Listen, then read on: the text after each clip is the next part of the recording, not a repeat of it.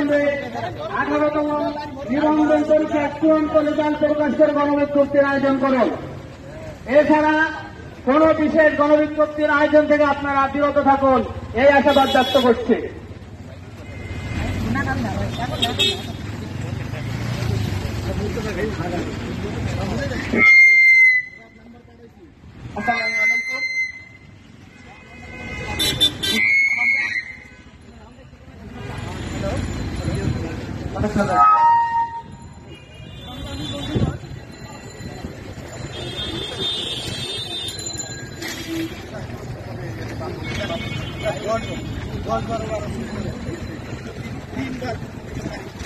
hello,